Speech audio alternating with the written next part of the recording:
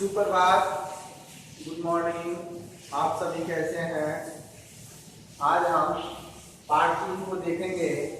काव्य खंड का पार्ट 3 है मुद्री का। इसके लेखक गुरु गोविंद सिंह हैं। इस पाठ में 2 पद दिए गए हैं। पहला पद में कवि कहते हैं कि कोई भी मनुष्य है, चाहे वो किसी भी जाति धर्म का हो, सब एक समान है। ठीक है, आइए हम पाठ के अर्थ से समझते हैं।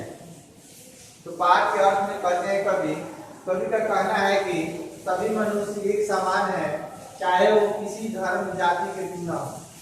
सब मनुष्य जो है, गुरु गोविंद सिंह के द्वारा कहना है कि सभी मनुष्य एक समान है।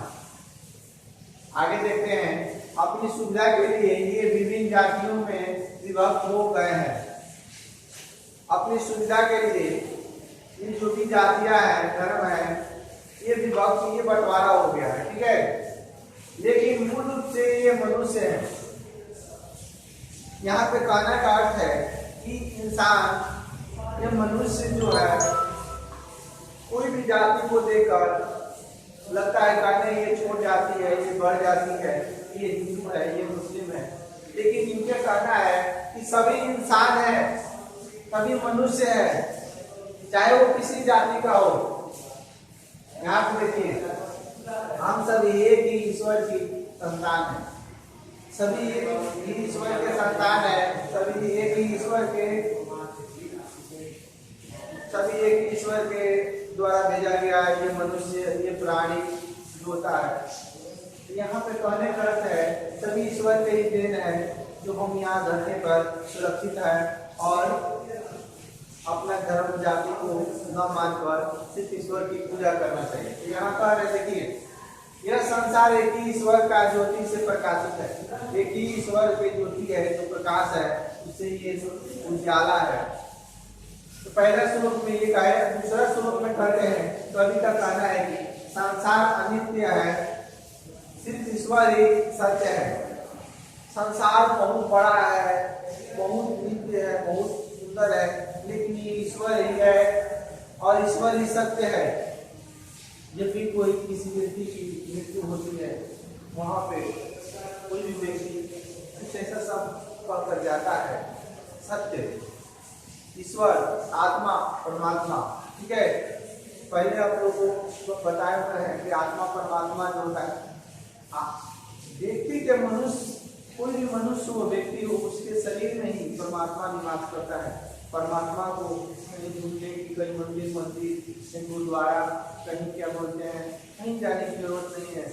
ईश्वर जो होता है, हर किसी के आत्मा में ही प्रवेश करता है। जीवन मरण के कारण आता जाता रहता है, परंतु ईश्वर न तो जन्म लेता है और न ही मरता है। वो अजर अमर, व्यापक तथा बहुरूपी है। ईश्वर जो होता है, न ही कभी मरता है और न ही कभी जन्म लेता है, वो अमर है। ईश्वर तो अमर, अजर अमर और व्यापक बहुरूपी है। ठीक है, यहाँ पे कहा गया है परमात्मा, आत्मा न तो ही मरता है और न ही जन्म लेता है। आत्मा, हर व्यक्ति का आत्मा जो होता है, कोई व्यक्ति मरता है, उसका जन्म दूसरे शरीर में हो जाता है, फिर वो मरता है, यही जीवन, यही संसार ऐसे चलता है। तो इस पाठ में गुरु गोविंद सिंह ने, आप लोग को पता होना चाहिए, गुरु गोविंद सिंह का जन्म पटना साहिब में हुआ था, सिख धर्म के 10वें गुरु से। ठीक है, और ये अकबर औरंगजेब के समकालीन थे। औरंगजेब और गुरु गोविंद सिंह के बीच में बहुत बड़ा कहानी है, कभी आप लोगों को बताएंगे। आज के लिए बस इतना ही। आप सभी इस पाठ को पढ़ लीजिएगा, श्लोक याद कीजिएगा।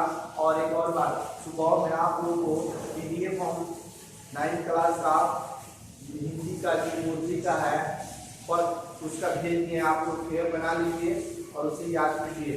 कोई भी दिक्कत हो आप हमें कमेंट कीजिएगा। आज के लिए बस इतना ही, धन्यवाद।